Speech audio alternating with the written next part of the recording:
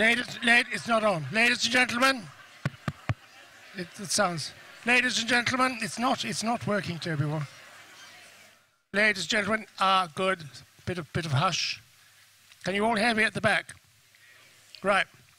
Okay, you can't hear.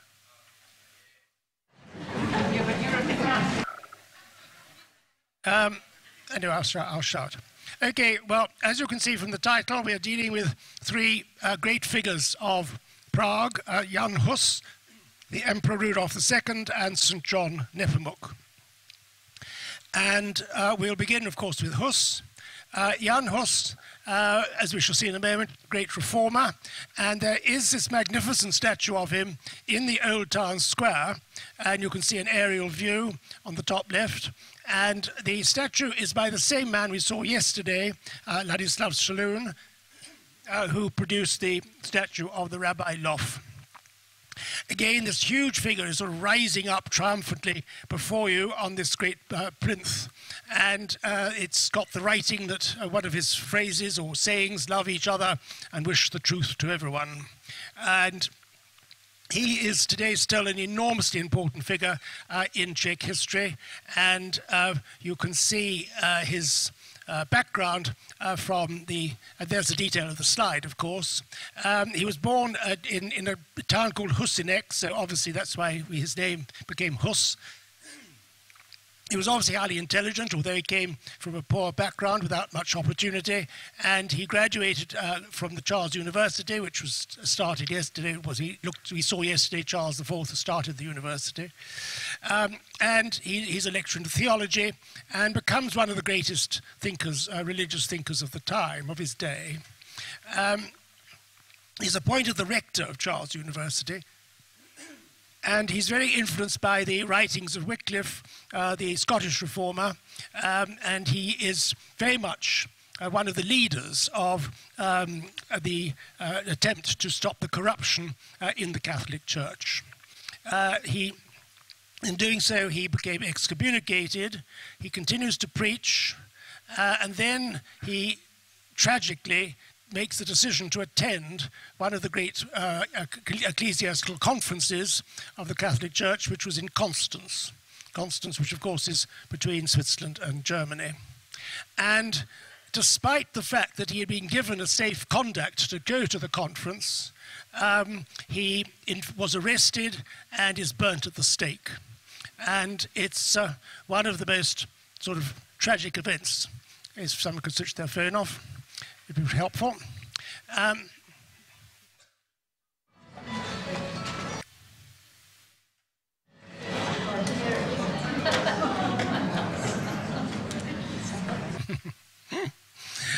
So this is the chapel which he preaches at, the Bethlehem Chapel, and it was founded not necessarily by the Hussites themselves, but he uses it as his venue for the preaching of his beliefs, which are very much criticizing the Catholic Church. It became a Protestant place of worship following it was outlawed rather as a Protestant place of worship after the Battle of the White Mountain, which we shall see later. It was handed over to the Jesuits. Obviously, they could be the antipathy of the Hussites. And it then is sort of abandoned and becomes an apartment house. And most fascinatingly, it was really a derelict ruin by the time the Second World War ended. Not that it had anything to do with the Second World War, but it was not a functional building by the end of the Second World War.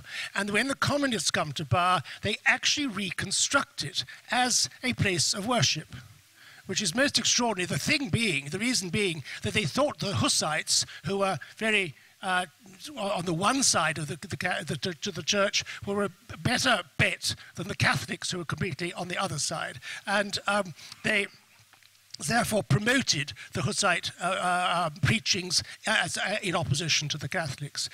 Both religions were in being during the communist era, and we'll see the Archbishop's Palace, the Catholic Archbishop's Palace, tomorrow.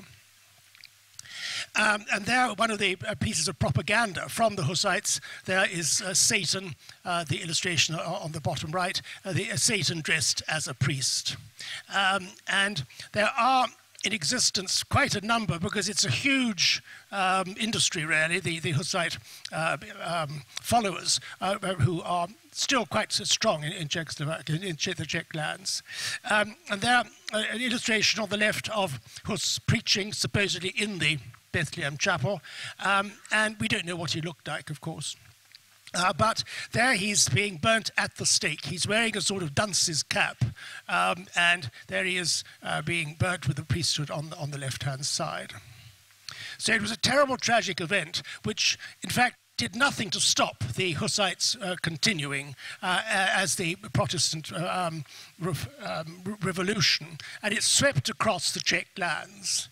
And, in fact, there was civil war broke out at this time, following Hus's being burnt at the stake in 1415. And the rebel forces are led by this extraordinary man called Žižka. Žižka was partially blind, and that's why in the illustration you can see in the middle, he's wearing a sort of bandage across his face, which is sort of shorthand for the fact that he can't see. He was an incredibly dynamic leader, and you can see him there leading the peasant army against the forces of sort of the establishment, as it were. And in fact, the Hussites became incredibly successful in their victories. And their banner had on it the chalice. We'll see the reason for that in a moment. And there are the sort of staves and sticks and so on that the peasants took as their implements of war in their battles against the Catholics. There is today in Prague a statue, you can see the statue on the left, of Jan Žižka, and he is, of course, the great hero after Hus's death, leading the rebellion, and actually being incredibly successful. And you can see here, they produce these sort of structures which are called wagon forts, these Wagenburgs, which in fact remind us very much of a lager in this country, so nothing is ever new in life. And you can see they sort of tied their wagons together as a means of defense.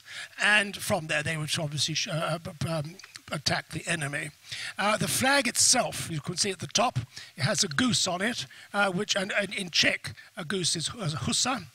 And more importantly, there's the chalice.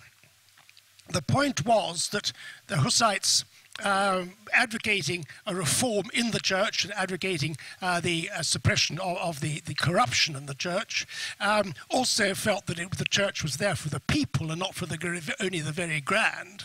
And they felt that in communion, generally, in the Catholic communion, the bread is given to the people, but the wine is actually only drunk by the priesthood.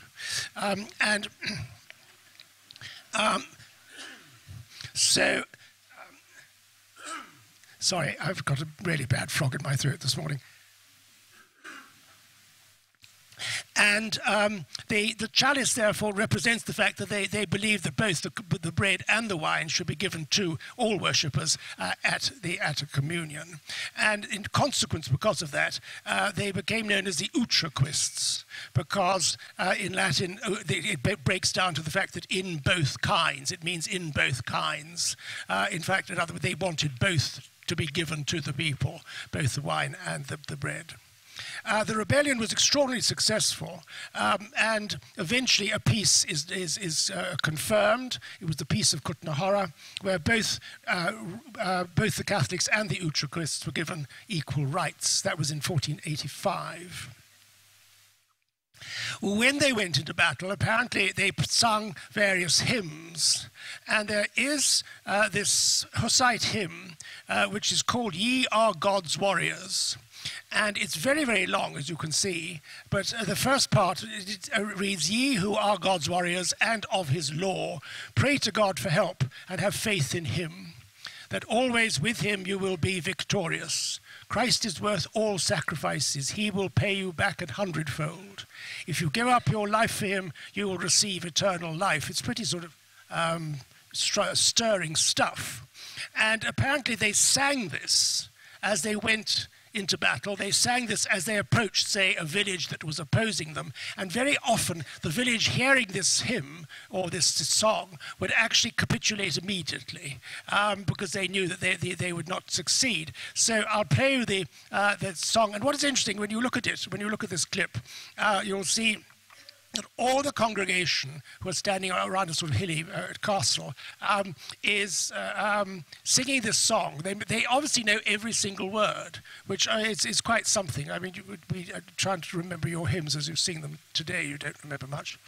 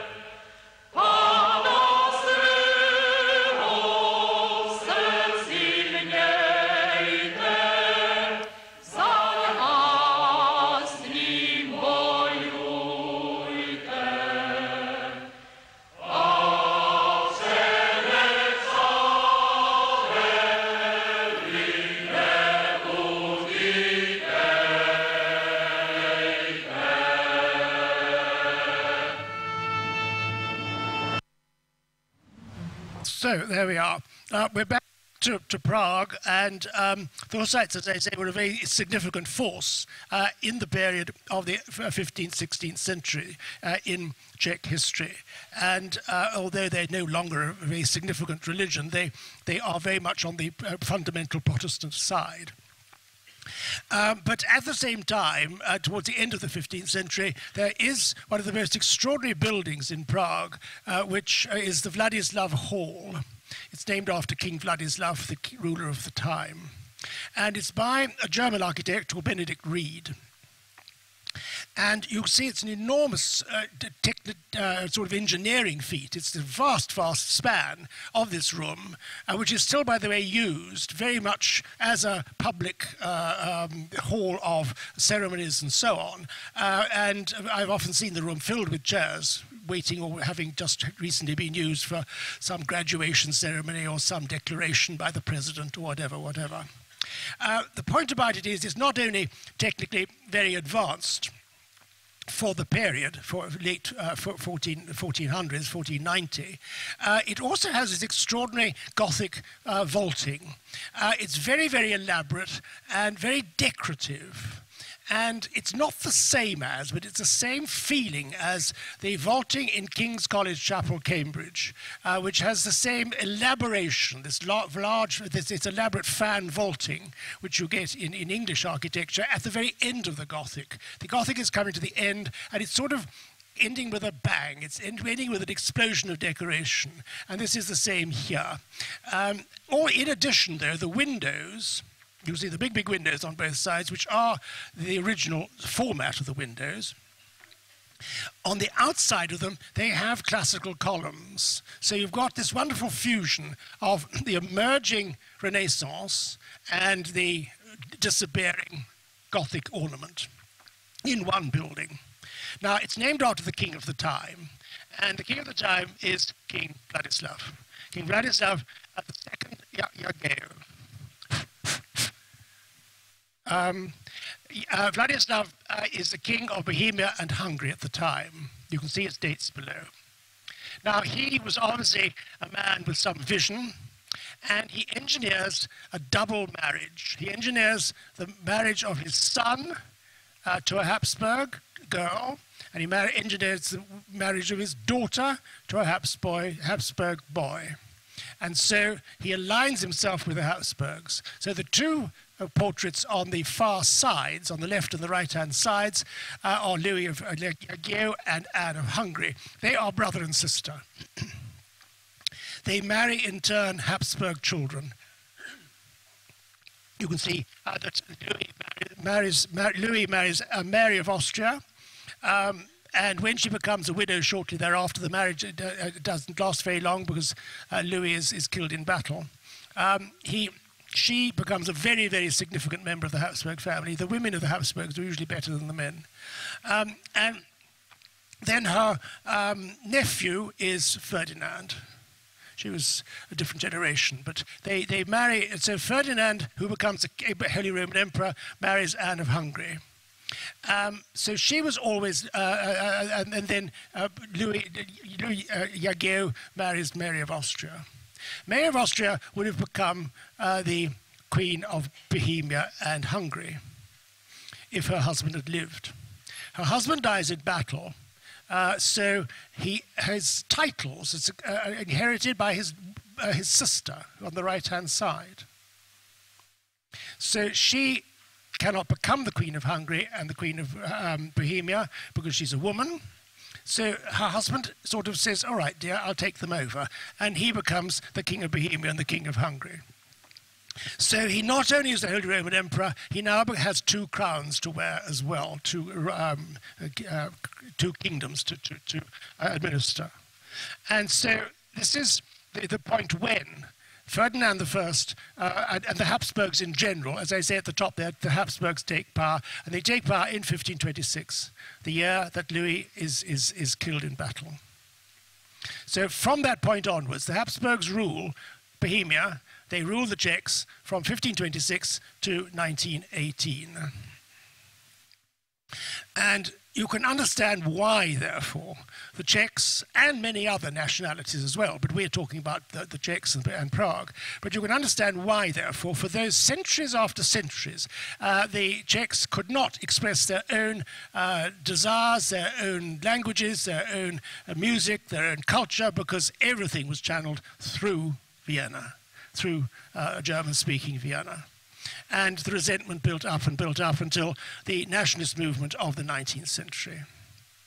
So the portraits of the two on the right-hand side, they were not very flattering to either of them, I don't think, but actually it was quite a love match, although it was an arranged marriage.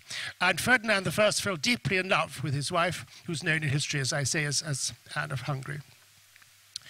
And he builds for her this summer palace in the castle grounds on the castle district, just adjacent to the St. Vitus Cathedral. And as you can see, I've written a quote there, the first secular Renaissance building north of the Alps. If you look at those arches, the colonnade there, the arches bouncing from column to column, they're almost an identical reflection of what you find in Florence. The same colonnade is in the Hospital of the Innocents 100 years earlier by Brunelleschi.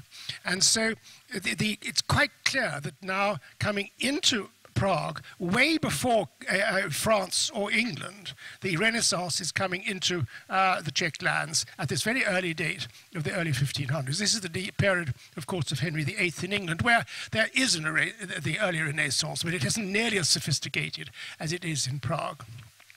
So the colonnade is very authentic. The roof, with this rather strange sort of upturned ship-like roof, is slightly later by a German, who I've mentioned there, Boniface Volmut, but the original structure, fine Italian, Paolo della Stella. And so this is a very significant building. There are not that many buildings of the Renaissance in Prague, but this is obviously a very great landmark at this time when the Habsburgs first assume power. In the cathedral, in St. Vitus Cathedral, not visible in detail now, you can't go and visit it except viewing it from the side aisles. You can see in the little left-hand side, you can see there the tomb of the first Habsburgs in the cathedral. You can't, as I say now, look at it in detail. You can only stand on the sides.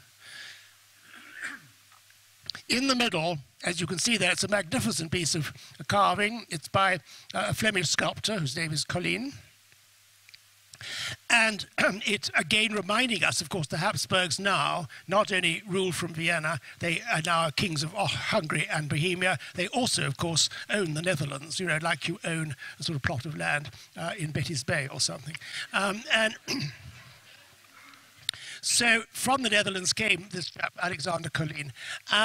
And it's a very, very beautiful work of art. There in the middle lies Ferdinand, who became the first Habsburg to wear the crown of Bohemia.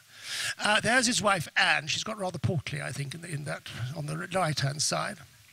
And there's their son Maximilian.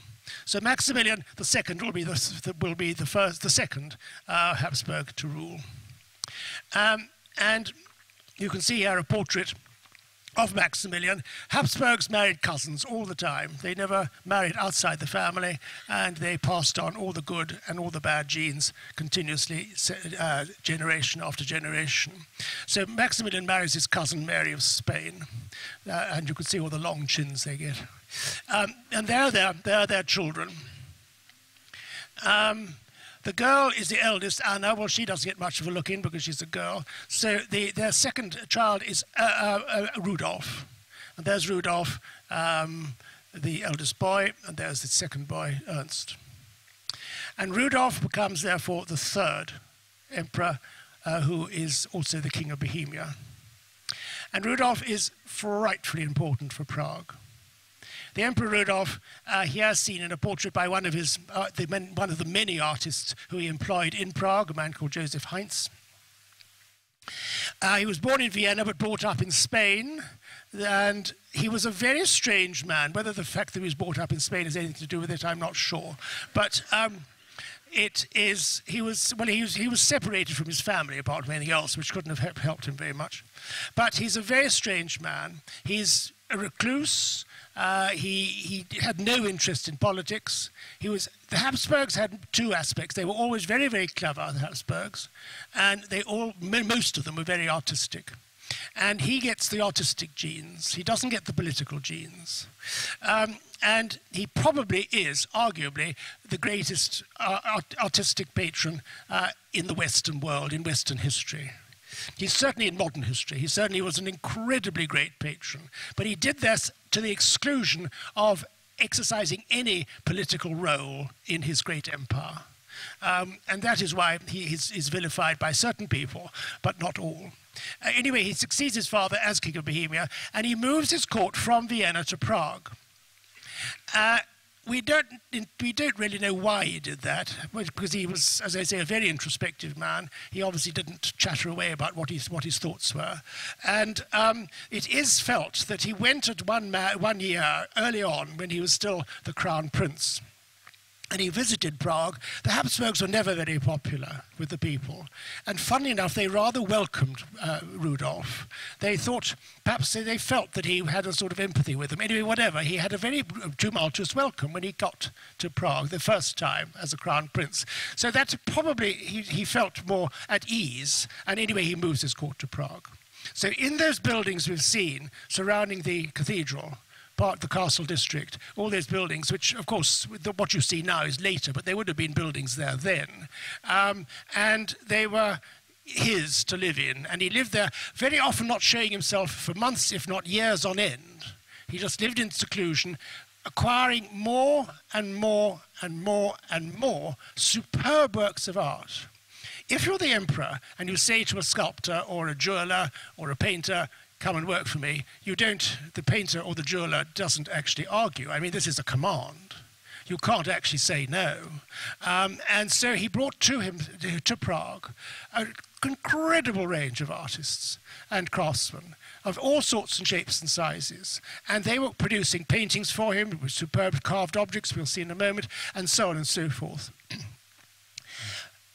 Most of the treasures that survive are mainly now in Vienna, and we'll see why in a moment. But there are some incredible treasures that he collected. But they would have been literally the tip of an iceberg. There would have been huge amounts that he collected, and only for himself. Nobody ever saw this collection. It was all his and his alone. All the Bruegels, All the famous Bruegels once were in his collection. Many of the famous Dürers were once in his collection. It is quite extraordinary how much he had and how much he acquired. That was his sole sort of direction in life, that he wanted to acquire these wonderful works of art for his own enjoyment. And eventually, because of this, I mean, the empire was sort of falling apart, and he does have to cede control to his brother. He then is stripped of all his powers by 1612, when he dies shortly thereafter. He's seen, as I say, as an ineffectual ruler whose mistakes led to the 30 Years' War. That's some commentators. Others see him as a great and influential patron of the arts, and a devotee of science and learning. He was a very liberal man, as I have already mentioned, in relation to Rabbi Loff. He was an extraordinarily liberal man, and he gave rights to both Protestants, the Hussites, and the Catholics. And he welcomed the rabbi himself into his castle, which is, as I say, quite unheard of.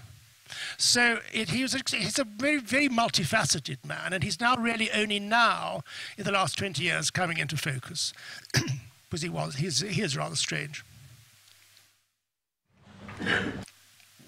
There is an engraving by one of these many, many men, German, Hofnagel, who is here illustrating Prague at that time under Rudolf in the late early 1600s. There, of course, is the bell tower, and there is the chancel of St. Vitus. The nave hasn't been built yet. There are the buildings. That's what the buildings would have looked like then, actually prettier than they are now, surrounding the castle, surrounding the cathedral. That's where Rudolf lived. And there you can see a general view. There is the castle district on the right, top right. There's the lesser town where the craftsmen lived. And of course it expanded under Rudolf because there were more and more craftsmen. There is the bridge crossing the river Vltava, and there is the old town. Those are the twin steeples. You can see that on the left-hand side of what is the tin church, which we saw yesterday, that fairy tale steeples and pinnacles of the tin church. So a lot by now, in the late early 1600s, survives as we see it today. And that again is what is so extraordinary about Prague. Now, this was a portrait created of Rudolf. He absolutely loved it. It was sort of one of his favorite. And it's all created out of fruits and vegetables. Because he was strange. I mean, there's no doubt about that.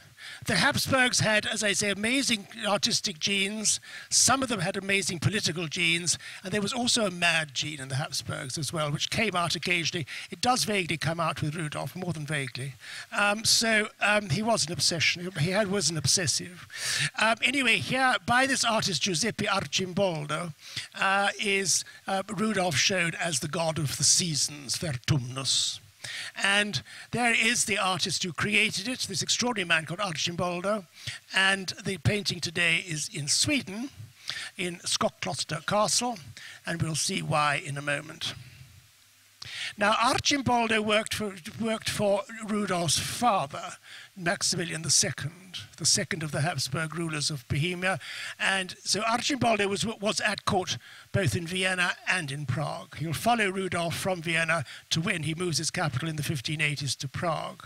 And here in Vienna still today are summer and fire and winter and water.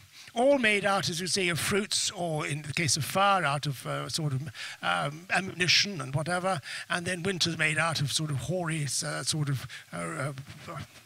tree trunks, and water made out of fish. They are fascinating, these anthropomorphic paintings, and have acquired enormous sort of popularity again in the last 20 years or so.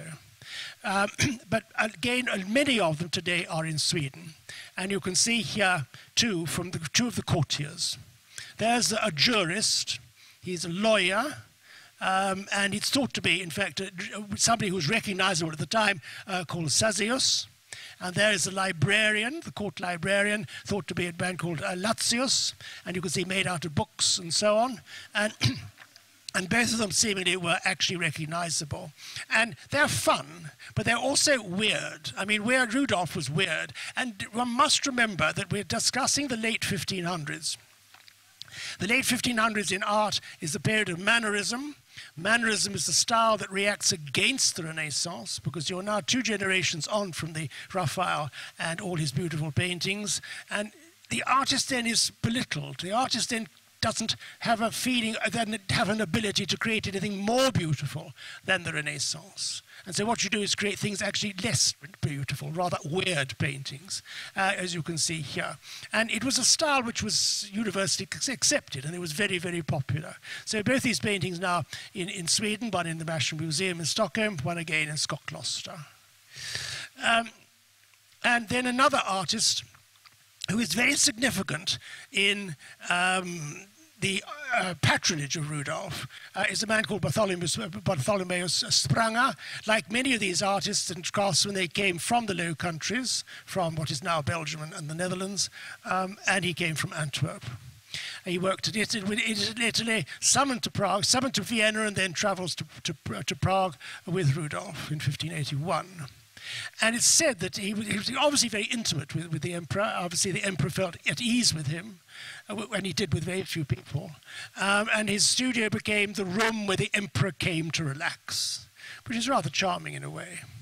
And he has considerable influence upon northern artists of the period. Now, he paints for Rudolf a vast range of mythological and early sort of Grecian legend paintings, Grecian stories, Greek legends. But basically what he's doing is producing for Rudolf, and for Rudolf alone, you must remember, nobody would have seen these, or in fact, the very, very, very, very chosen few would have seen them, but they were painted for Rudolf. And basically, they're pornography. And there's, in fact, there is... It was only up until about 1960 that the Kunsthistorisches Museum in Vienna, which has now possession of these, the great art gallery in Vienna, they would not display them to anybody. They were hidden away. They felt they were too suggestive to even be displayed to anybody. And basically now you can regard them as soft porn, basically. And this is what Rudolf obviously enjoyed in his seclusion, in his weird mind. He never married. We don't know whether he was gay or not. How can we ever tell now? But he certainly probably was bisexual anyway. And he obviously enjoyed looking at feminine beauty, and very often, which is the one on the right, I think, is not only soft porn, it's actually getting rather hard too. There's Minerva dressed in a very skimpy suit of armor, I feel. She's got her foot on a man's throat. So there's a bit of M&S going on as well. Not SMS, M&S. These are by Spranger. And his influence is considerable, but they're typical of the time. Both Minerva and Venus, well, this is just a cover for painting nude figures, really. And they are these long, elongated poses, these sort of exaggerated, sort of slithery effects of the pose, which is very typical of mannerism, very, very typical indeed. And Spranger will have an influence upon his contemporaries in Flanders and in the Netherlands.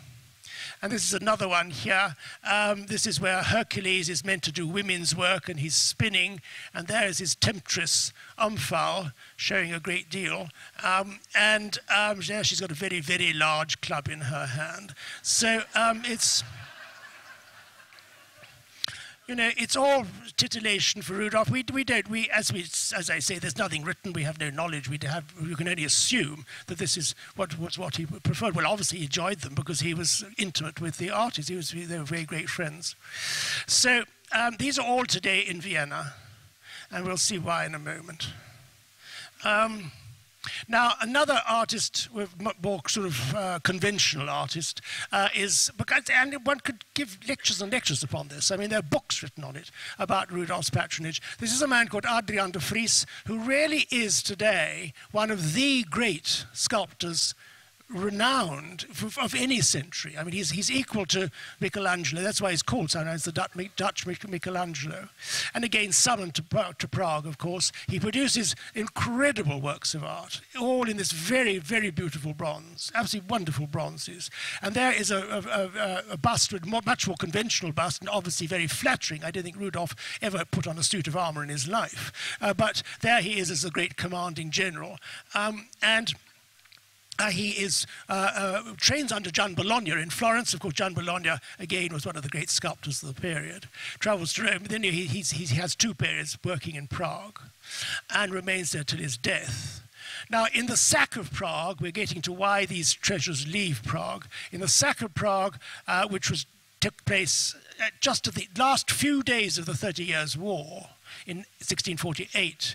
In the sack of Prague, the Swedes pillaged many treasures, as I say there politely, and including a considerable number of works by Adrian de Vries. So you need to go to Sweden now to see them all. But today, if a work of Adrian de Vries comes onto the market, the open market, so in the sale rooms, very seldom, but they do sometimes, they command tens of millions today, tens of millions. He's one of the great sculptors of the world, and little known because either his works are in Sweden or they're sort of been lost in the mist somewhere. But there you can see 2 works which we know were in Rudolph's collection. There's no doubt about it. The Mercury and abducting Psyche, again, very erotic posing there, very erotic posing. Mercury abducting Psyche on the left, it's in the Louvre, and then Venus borne aloft by Putti, which is again in Stockholm. But both were in possession or in Rudolph's inventory at the time. And if you go to Sweden, as I'm sure many of you have on cruises or whatever, and you go to the Palace of Drottningholm, which is today the palace of the present King of Sweden, in the gardens, which I don't think generally you can wander in, but perhaps if you become intimate with the king you can. But here you can see a statue of Hercules. Hercules here, who's doing some great deed of valor, not spinning. And you can see that his club held aloft in each of the 4 illustrations. It is Hercules, and the top two pictures are taken of Drottningholm in Sweden, and that is the original statue. This was a statue taken from Prague, from the Wallenstein Palace, taken at the end of the 30 Years' War to Sweden, where it still remains. I mean, this is Elgin marbles writ large, but I mean, you know, there's no fuss ever about these things. And there below you can see a copy, which is now today in the Wallenstein Gardens. So the copy is in Prague, where it originally stood, the original one stood. And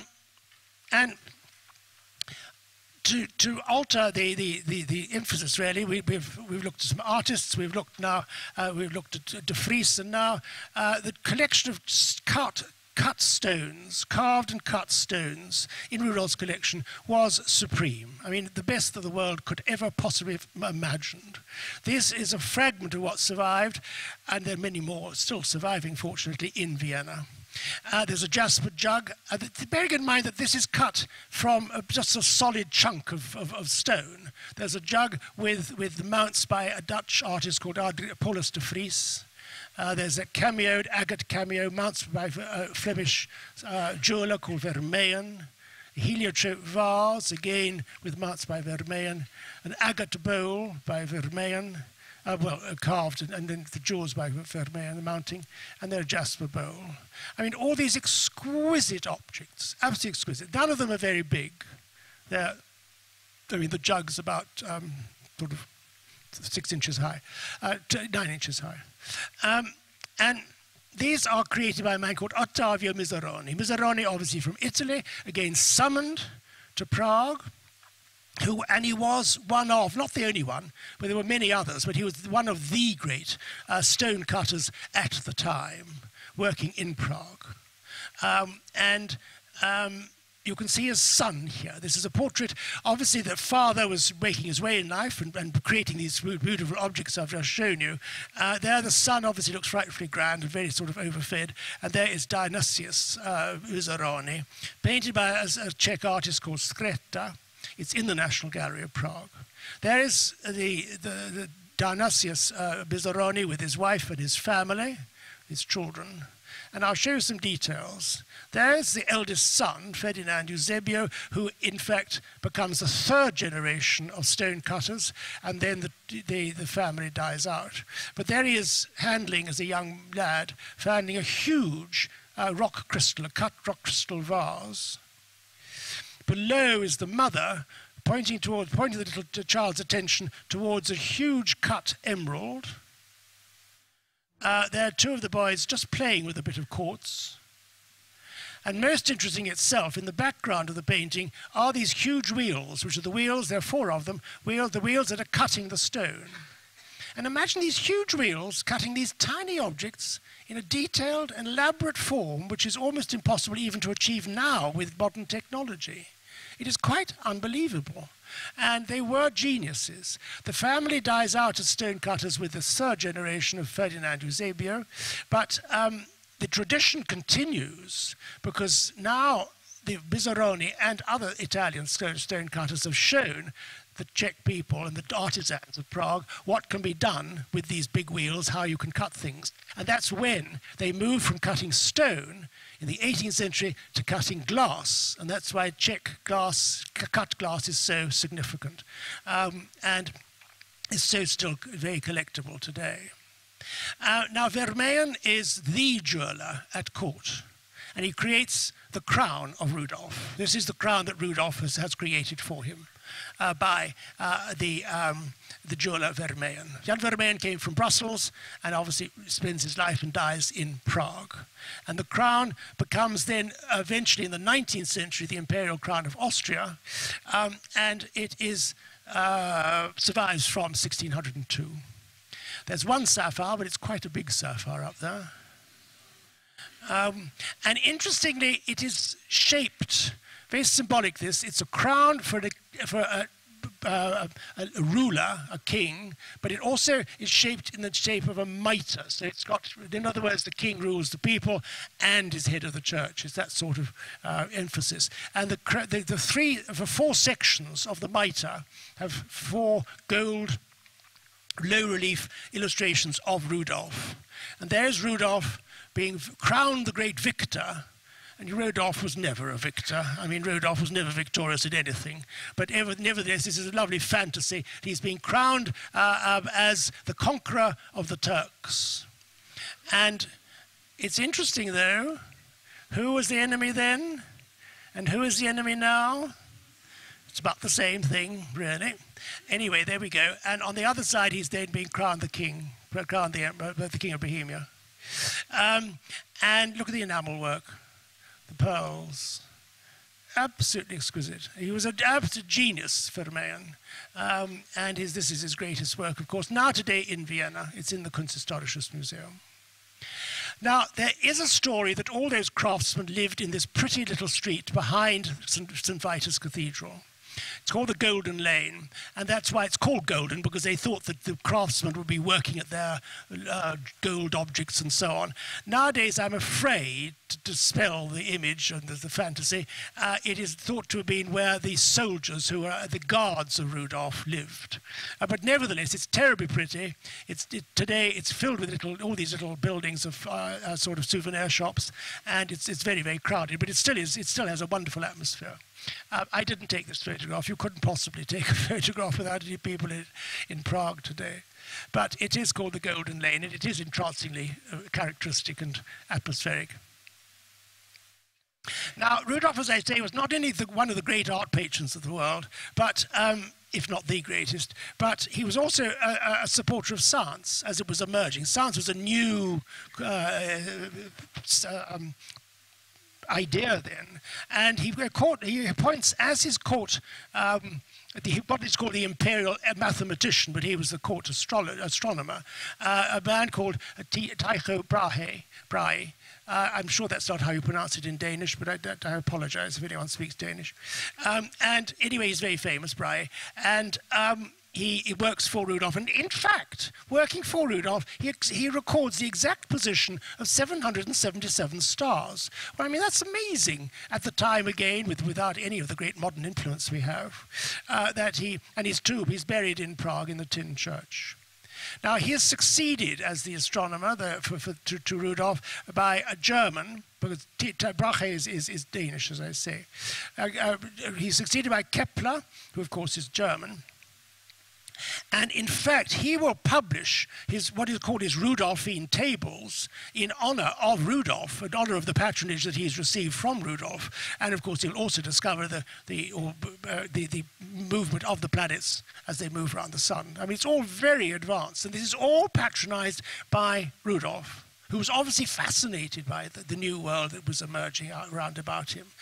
But he also veered to the extreme, and he dabbled in sort of mysterious things of the astrology, and so he was duped by this chap on the third guy, John Dee, who comes from England, and he was an astrologer and an astronomer, but he was a very dubious sort of character, and he apparently claimed he could speak to angels. So it was all a bit shady. So you've got the extremes, that Rudolph is certainly patronizing some of the great figures in astronomy at the time, but also he's being duped by alchemists who say they can produce gold out of base metal and all that sort of nonsense, which Rudolph is also fascinated by. But then he was this very, very complex, very strange man.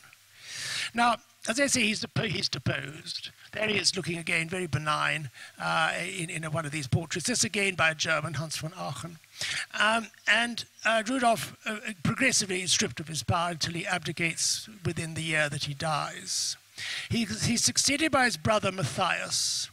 Matthias, who's not a bad chap, and he does, though, move his capital back to Vienna, almost as a reaction against Rudolph. And in doing that, he takes the treasures that now remain in Vienna, in the Kunsthistorisches Museum, which is one of the great museums of the world, and partly, almost not substantially, because of Rudolph.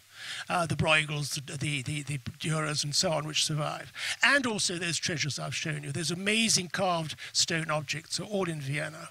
And so, fortunately, Matthias takes them back to Vienna. He leaves, however, a substantial amount still in Prague, the sort of dross, as it were, because he still needs an enormous amount of paintings, an enormous amount of treasure there, which, of course, has largely now been dispersed. Now, another figure at the time is that when Matthias moves his capital, when he becomes emperor in 1611, when he moves his capital back, the Protestants, the Hussites in Prague and in the Czech lands, still feel confident enough to approach a man called Frederick V, who's the Elector Palatine. The Palatine estate, the state of the Palatine is the Rhine. It's the area of the Rhine. And the Elector Palatine, Frederick V at the time, was Protestant. And the Bohemian Protestant estates approach him to become their king. In other words, they are declaring UDI. They're declaring independence from Austria. And it was a rather extreme move. At the time, you see, the Czechs felt oppressed by the dominance of Vienna.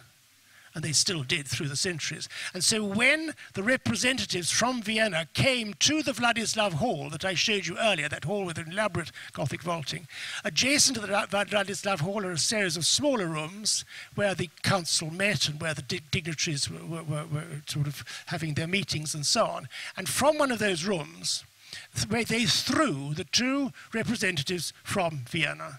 They threw them forcibly out of the window. And they were called Slavata and Martinich. Slavata and Martinich, with these two men, together with their secretary, were all three of them thrown out of the window as obviously a positive reaction to the feelings of the Czechs, who felt themselves belittled by Vienna and their dominance of them. And so this was intended to throw them to their death. It's a three-story building. They throw quite a height. And somehow they survived. We never know why. The Catholic Church says because angels picked them up. And the Protestants say that they landed on a dung heap, so you can take one or the other. Anyway, they survived. They survived. And so then, of course, their survival means, well, whether they lived or died, but they survive, they run, they go back, they escape, and then this is the spark in May 1618, the date 1618, that the 30 Years' War is ignited. It doesn't start at that moment, but the 30 Years' War will rumble along and then suddenly explode in a couple of years' time. This is the year during which Frederick V is the Elector Palatine, is the King of Prague. He rules for 1 year with his English wife. And then in November 1620, it's a very dramatic time, you see. I mean, there's the Czechs have tried to declare their independence. They've elected their own king. They throw out the officials out of the window, and then all hell breaks loose. And they lose a decisive battle. And so the headline, which is the caption at the top, which is not exactly, I didn't make it up, I saw it on the internet, a black day at the White Mountain. And it's a black day for the Czechs. A black day, and the White Mountain is the Bela Hora. It's just outside Prague. You can go there on a tram now. And it is a ridge. And you can go there, and today there's memorials and so on. And it is where this decisive victory of the Catholics took place over the Protestants. The defeat of the Protestants was absolutely vast, and the forces of the Catholics succeeded. In doing so, 27 of the Protestant leaders were dragged back to Prague and were executed. And there today, adjacent to the astronomical clock, are the 27 crosses of the recording the 27 men of the Protestant army that were persecuted. And from that victory, then as I say, the 30 Years' War covers the whole of Germany, covers all the Central Europe, and will continue until 1648. And there is a man called Jacques Callot, who was originally French, and there he's showing one of his famous illustrations of the horrors of war. The horrors of war, and there's people strung up and so on. Terrible, terrible injustices were done by both sides. And the war raged backwards and forwards. Villages were destroyed time after time. The Swedes get involved on the Protestant side. And the 30 Years' War lasts until 1648, when finally Prague is stormed by the Swedish forces on the Protestant side in 1648. The ruler of Sweden then was Queen Christina, like Rudolf, a very peculiar person, and she learned of the capture of Prague on the 5th of August 1648, immediately writes to her general Christoph von Königsmarck, instructing her to seize for her important paintings and other artifacts from Rudolf's library and his Kunstkammer. Königsmarck dispatches 40,000 objects, including 700 paintings, as well as the priceless library of Rudolf. And nevertheless, Queen Christina was disappointed because she wanted more Italian paintings. So that's when the de Vrieses and when the Archimboldo paintings and all the rest go to Sweden. And there is an example there of a very typical Mannerist painting of a Venus, this slithery, long, elongated pose, which is in the National Museum of Stockholm today, and that was one of the paintings which went to Sweden. But that wasn't the end of it, of course, because there was looting personified, and so therefore there were many other peoples grabbing this bit of gold and grabbing that painting and so on, which have all just now been dispersed. I mean, war is like that. War creates this terrible, terrible chaos. And so but that is why today, as I say, you can see the Archimboldos and so on, and the de Vrieses in Sweden because of Queen Christina's avarice nature. So finally, quickly, to end with St. John Nepomuk. He's a figure of the 14th century. We're going back in time. Born in a town called Pomuk, and then it's now been made into Nepomuk, St. John Nepomuk. And he studies at Prague University. He becomes the Archbishop of Prague. This is the Catholic Archbishop. And then he's tortured and thrown into the river Vltava to his death, at the behest of Wenceslas IV. Wenceslas IV, son of Charles IV, we saw yesterday. The reason given for the PR purposes was that he was supposedly refused to reveal the secrets of his wife's confession, the Queen's confession. But that isn't true. The reason was that St. John Nepomuk was opposing the king's attempts to dabble in the ecclesiastical affairs. And he's buried at St. Vitus Cathedral, and that sort of is the end of the story, except then, following the Battle of the White Mountain, following the resurgence of the rise of Catholicism in the Habsburg Empire, you have the Counter-Reformation. And the Counter-Reformation needed figures for the general public to latch onto. They established these figures who they canonized and then made into saints, that they were figures not going way back into early Christian history. They were figures of events and people that the actual public could relate to. There was St. Teresa of Avila, for instance, the Spanish mystic, St. John Nepomuk, and then suddenly these figures are snatched from obscurity almost, or relative obscurity, to become incredibly important figures in the Catholic Church. And so this is St. John Nepomuk. You see, they erect a bronze statue to him on the bridge. This is the very first statue erected on the Charles Bridge. It's by Brockhoff, one of the two great sculptors. He's beatified and canonized. It's all going on hundreds of years after he met his death being thrown into the river.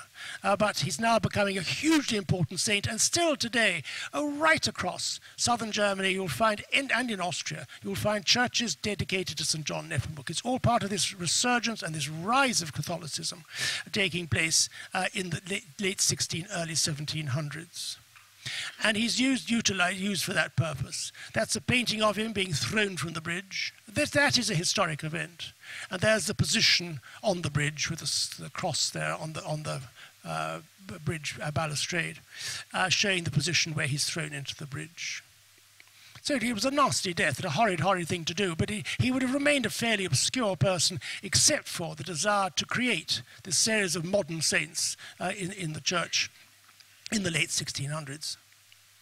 And there is today in the Cathedral of St. Vitus, and it's really unbelievably extraordinary, fantastic, is the tomb of St. John Nepomuk. I mean, this is all again 18th century, hundreds of years after he died. Nobody thought of giving him a tomb before. And that's all created out of solid silver, this enormous structure here. This is the Baroque at its most exaggerated and its most elaborate. There he is above, and he always is shown with a halo with 5 stars on them, so that's what he's wearing about on his head. And there you see it again. Solid, solid silver. Silver from the mines of the Czech lands, because, as I said, it was always a very significant monetary aspect of the Czech lands. They were wealthy because of the minerals in the ground. And what is rather charming, because this elaborate, totally exaggerated statue, tomb rather, but can you see the angels? I love them. They're sort of suspended in the air. They obviously have some hook somewhere to attach to themselves to, but they're holding up the curtains, flying in the sky. A wonderful bit of Baroque, that. But what's utterly wonderful and charming is that you can see there's a balcony. It's part of the royal box in St. Vitus. And below, facing the silver tomb, is a miner. And it's a miner, obviously, who's in adoration, but he's presenting his lamp. But he's also, as it were, getting a look in. He's sort of part of this scene, because without his efforts and without the dangerous work, the silver would have never come out of the ground. And there, this is contemporary with the tomb itself, the statue of the silver miner from Kutna-Hora. Now we're getting into the Baroque period, and I thought I'd end, and if any of you want to leave, it'll take about 4 or 5 minutes. I think I'll end with a symphony by a man called Franz Bender, because, again, this is a reminder of the subservience of the Czechs, that all the great musicians in the 16th and 1700s, 17th and 18th centuries had to leave Prague because there was no court, there was no patronage. They either had to go to Vienna, which was sort of second best really, or they would try their luck in the court of Dresden or the court of Berlin. And in fact, Bender, and he was one of a vast range of family who produced music. Franz Bender worked at the court of Frederick the Great in Berlin and in Potsdam, where he dies. So it's rather jolly. I'll only play the first movement. In Prague, a statue, you can see the statue on the left, of Jan Žižka, and he is, of course, the great hero after Hus's death, leading the rebellion, and actually being incredibly successful. And you can see here, they produce these sort of structures which are called wagon forts, these Wagenburgs, which in fact remind us very much of a lager in this country, so nothing is ever new in life. And you can see they sort of tied their wagons together as a means of defense, and from there they would obviously attack the enemy. The flag itself, you can see at the top, it has a goose on it, which, and in Czech, a goose is a husa. And more importantly, there's the chalice. The point was that the Hussites, advocating a reform in the church and advocating the suppression of the corruption in the church, also felt that the church was there for the people and not for only the very grand.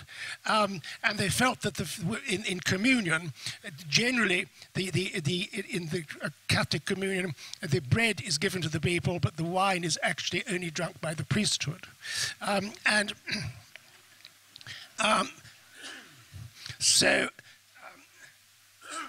Sorry, I've got a really bad frog in my throat this morning.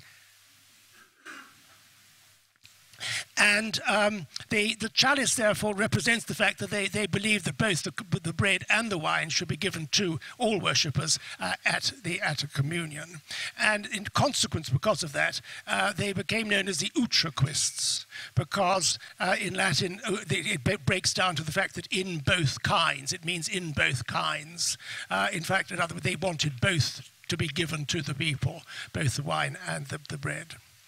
The rebellion was extraordinarily successful, and eventually a peace is confirmed. It was the Peace of Kutna-Hora, where both the Catholics and the Utraquists were given equal rights. That was in 1485.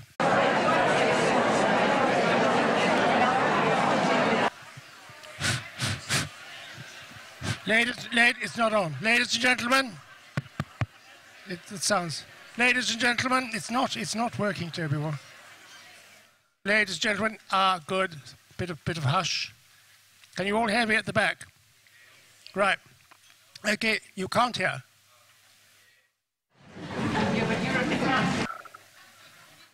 Anyway, I'll shout. Okay, well, as you can see from the title, we are dealing with three great figures of Prague, Jan Hus, the Emperor Rudolf II, and St. John Nepomuk. And we'll begin, of course, with Hus. Jan Hus, as we shall see in a moment, great reformer, and there is this magnificent statue of him in the Old Town Square, and you can see an aerial view on the top left. And the statue is by the same man we saw yesterday, Ladislav Shalun, who produced the statue of the Rabbi Lof. Again, this huge figure is sort of rising up triumphantly before you on this great plinth. And it's got the writing that one of his phrases or sayings, love each other and wish the truth to everyone. And he is today still an enormously important figure in Czech history. And you can see his background from there's the detail of the slide, of course. He was born in a town called Husinek, so obviously that's why his name became Hus.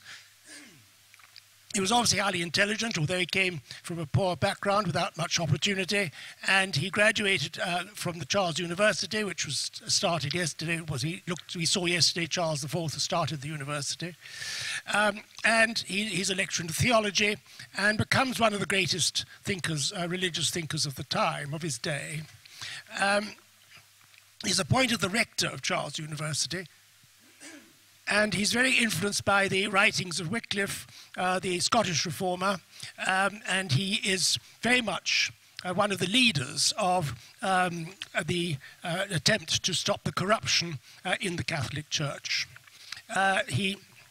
In doing so, he became excommunicated.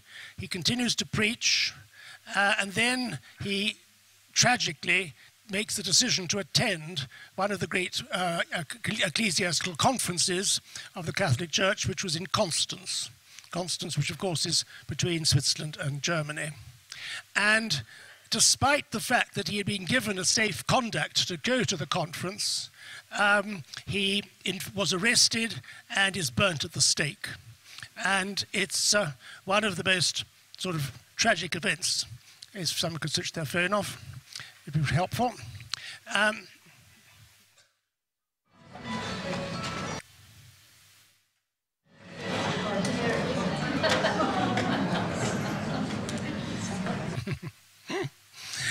So this is the chapel which he preaches at, the Bethlehem Chapel, and it was founded not necessarily by the Hussites themselves, but he uses it as his venue for the preaching of his beliefs, which are very much criticizing the Catholic Church.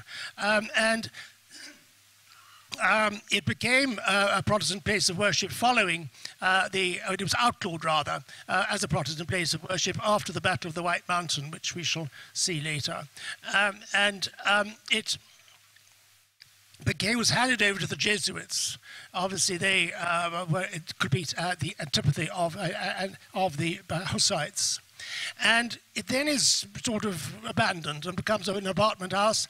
And most fascinatingly, it was really a derelict ruin by the time the Second World War ended. Not that it had anything to do with the Second World War, but it was not a functional building by the end of the Second World War. And when the communists come to power, they actually reconstruct it as a place of worship, which is most extraordinary. The reason being that they thought the Hussites, who were very on the one side of the church, were a better bet than the Catholics, who were completely on the other side. And they therefore promoted the Hussite preachings in opposition. When they went into battle, apparently they sung various hymns, and there is this Hussite hymn which is called "Ye Are God's Warriors." And it's very, very long, as you can see, but the first part reads, "Ye who are God's warriors and of his law, pray to God for help and have faith in him, that always with him you will be victorious. Christ is worth all sacrifices. He will pay you back 100-fold. If you give up your life for him, you will receive eternal life." It's pretty sort of stirring stuff. And apparently they sang this as they went into battle. They sang this as they approached, say, a village that was opposing them. And very often the village, hearing this hymn or this song, would actually capitulate immediately because they knew that they would not succeed. So I'll play you the song. And what is interesting, when you look at it, when you look at this clip, you'll see that all the congregation who are standing around a sort of hilly castle is singing this song. They obviously know every single word, which is quite something. I mean, you would be trying to remember your hymns as you sing them today. You don't remember much.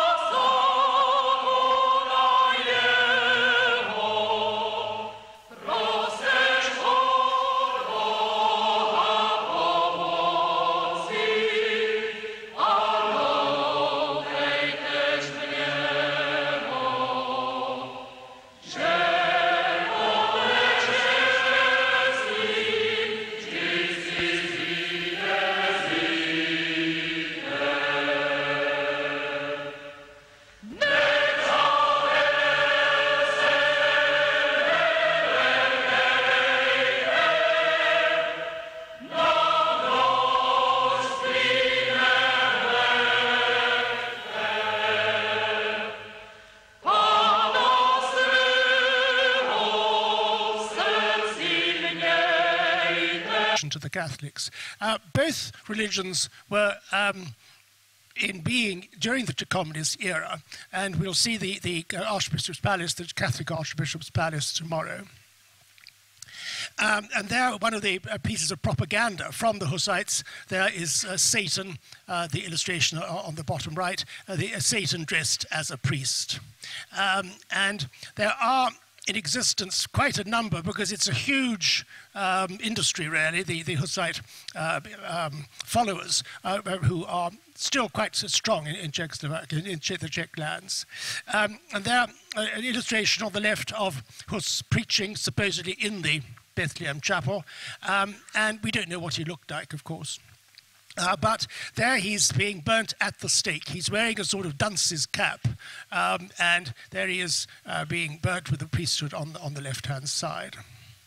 So it was a terrible, tragic event, which, in fact, did nothing to stop the Hussites continuing as the Protestant revolution, and it swept across the Czech lands.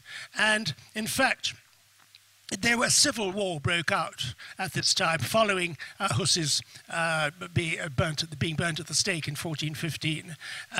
And the rebel forces are led by this extraordinary man called Žižka. Žižka was partially blind, and that's why in the illustration you can see in the middle, he's wearing a sort of bandage across his face, which is sort of shorthand for the fact that he can't see. He was an incredibly dynamic leader, and you can see him there leading the peasant army against the forces of sort of the establishment, as it were.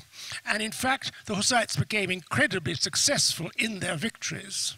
And their banner had on it the chalice. We'll see the reason for that in a moment. And there are the sort of staves and sticks and so on that the peasants took as their implements of war in their battles against the Catholics. It's